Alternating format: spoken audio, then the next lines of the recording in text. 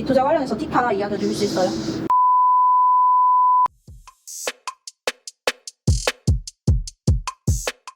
자, 은민님 오늘 좀 기분 좋아 보이시는데 무슨 일이 있으세요? 주님 종목 따라 산 거 10% 네. 급등 나와서 보유 종목이 상승하니까 기분이 좋네요. 원래 또 주식 올라가면 또 기분 좋죠. 주기님은 늘리목 매매 장기 투자 위주로 많이 하시잖아요. 근데 늘리목 매매는 진짜 많이 이야기하신 것 같은데 장기 투자 관련해서 팁 하나 이야기해 주실 수 있어요? 은민님은 그러면 장기 투자면 대형주 위주로 한번 이야기해 볼까요? 네. 은민님은 혹시 대형주의 특징이 뭐라고 생각하세요? 대형주의 특징? 좀 물려 있어도 좀 안심이 되는 거? 맞죠. 근데 이제 그것도 맞는데 대형주는 이제 좀 덩치가 크다 보니까 한번 이제 하락 추세로 가려고 하던 애들은 계속 하락으로 가고 뭐 횡보면 계속 횡보, 상승이면 계속 상승 이런 식으로 좀 계속 같은 방향으로 가려는 성향이 있거든요. 그래서 큰 특이점이 발생하지 않으면 이게 추세가 잘 바뀌지는 않아요. 그래서 우선 이 부분을 알아야 되고 저는 이제 대형주 매매할 때 딱 한 가지만 가지고 매매를 하거든요. 그러니까 오늘 영상은 사실 많은 분들이 이제 대형주를 하기 때문에 딱 도움될 만한 그런 영상이라고 생각하고 한 3분만 잘 집중해서 들어보시면 될 것 같습니다. 저는 이제 어떻게 하냐면 이 대형주가 이제 고점을 치잖아요. 고점을 치고 나서 이 고점을 친 기준으로 5년의 최저가를 봅니다. 5년 동안 최저가가 얼마였는지. 그리고 나서 이 고점을 치고 나서 떨어지면 절반 정도까지 떨어질 때까지 기다리거든요. 그래서 저는 이제 이걸 어떻게 보면 반토막하고 분할 매수 전략이라고 이제 이야기를 하는데, 예를 들어서 한번 설명해 볼게요. 삼성전자 같은 경우 21년도 1월 달에 아마 96,000원대 정도 고점을 쳤거든요.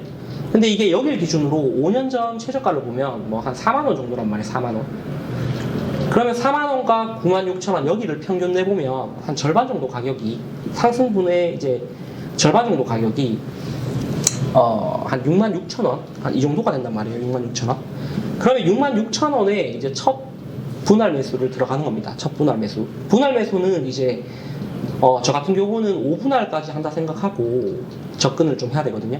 그래서 여기서 만약에 66,000원에 한번 사면 사고, 또 6만원이 됐을 때, 뭐 59,000원이 됐을 때 또 한 번 사고, 그 다음에 51,000원이 됐을 때 한 번 사고, 이렇게 3분할을 하면 조금만 기다리면 또 이렇게 수익을 준단 말이에요.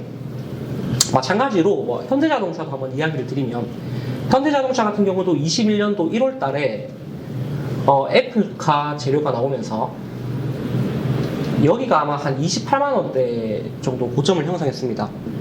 저는 이때 애플카 나오는 날 팔았긴 하지만 뭐 어찌됐던 28만원 고점을 치고 나서 이렇게 또 하락을 했어요. 근데 28만원 고점을 쳤을 때 이전 최저가를 보면 그 65,000원대가 최저가란 말이에요.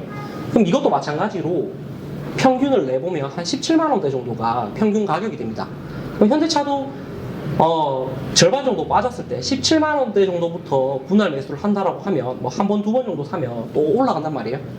그래서 약간 이렇게 장기 투자를 하면 뭐 한 1년 정도 기다리면 이렇게 수익을 또 볼 수가 있다라는 겁니다. 조금 더 걸릴 수는 있겠지만요. 어찌됐든 이제 이 기준 하나로만 저는 하고, 이게 어떻게 보면 되게 좀 꿀팁이고, 그래서 현대자동차도 마찬가지로 이렇게 하면 좀 수익을 볼 수 있다라는 겁니다. 그래서 저는 대형주를 투자할 때는 딱 이 기준 하나로만 그냥 투자를 해요. 그러니까 좀 장기 투자를 한다라고 생각하면 제가 이제 주력으로 하는 수익 매매는 조금 다르긴 해요. 왜냐면 여기서 상승 추세로 가는 걸 보고 들어가는 거다 보니까, 뭐 어찌됐든 장기 투자를 한다라고 하면 이런 관점으로 하면 충분히 같은 시간을 기다려도 누구는 손실을 보지만 누구는 수익을 낼 수가 있다라는 거죠. 그러면 이렇게 투자할 때 주의사항 같은 게 있을까요? 주의사항 딱 3가지만 그러면 한번 이야기를 드릴게요. 주의사항 첫 번째는 어찌됐든 기다림이죠. 약간 가격이 고점을 치고 떨어질 때까지, 절반까지 떨어질 때까지 기다려야 되거든요. 근데 많은 사람들이 좀 성격 급하신 분들이 이 기다리는 걸 못해요.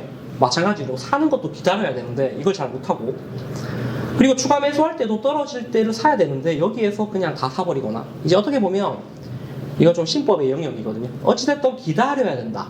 기다림을 잘해야 된다라는 것이고, 두 번째 주의사항으로는 이렇게 주가가 올랐다가 떨어지고 있을 때 계속 주가는 빠지고 있는데 이 회사의 그 성장이라는 게 담보가 돼야 돼, 성장.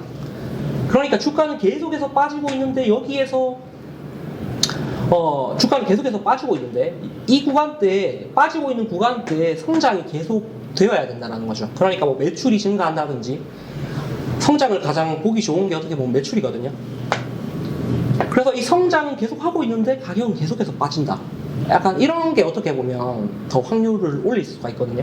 그래서 이 부분도 좀 주의를 해야 되고, 여기에서 한 개만 더 연관을 짓는다라고 보면 이 가격이 빠지는 동안 새로운 카테고리, 그러니까 경쟁업체라든지 뭐 좀 이렇게 확 변할 만한 산업이 없어야 된다는 거죠. 뭐 예를 들면 내가 비디오 회사를 사서 비디오 회사를 관심 가지고 있는데 주가가 빠지면서 여기에서 만약에 뭐 넷플릭스 같은 게 나왔어, 이러면 이제 안 된다는 거예요. 이런 게 어떻게 보면 이게 또 주의사항이고, 그리고 마지막으로 이제 주의사항을 한 개만 더 이야기를 드리자면, 고점을 형성할 때 이 5년 최저가 대비해서 한 5배 정도 이상 폭등했던 종목들 있잖아요. 그냥 개미들이 진짜 많이 매수에 가담했던 종목들, 이런 종목들은 일반적으로 50% 정도까지 빠지고 반등이 나와 주기보다는 오히려 조금 더 빠져요. 잔인하게 한 마이너스 70%. 뭐 대표적으로 뭐 네이버 같은 것들 있잖아요. 과거에 이제 그 IT 엄청나게, 뭐 카카오, 네이버 엄청나게 거의 올라갔잖아요. 이런 종목들은 어떻게 보면 50%보다 한 더 빠진다. 뭐 그러니까 마이너스 70% 정도까지가 일반적이긴 하거든요. 마이너스 70%. 그래서 이 부분도 약간 팁으로 알고 계시면 훨씬 더 이제 괜찮은 투자를 할 수 있을 거라고 저는 생각합니다. 좀 도움 많이 되셨나요? 네, 좀 많이 됐어요. 네. 아무튼 오늘 영상 이렇게 마치도록 하겠습니다. 네, 고생하셨습니다.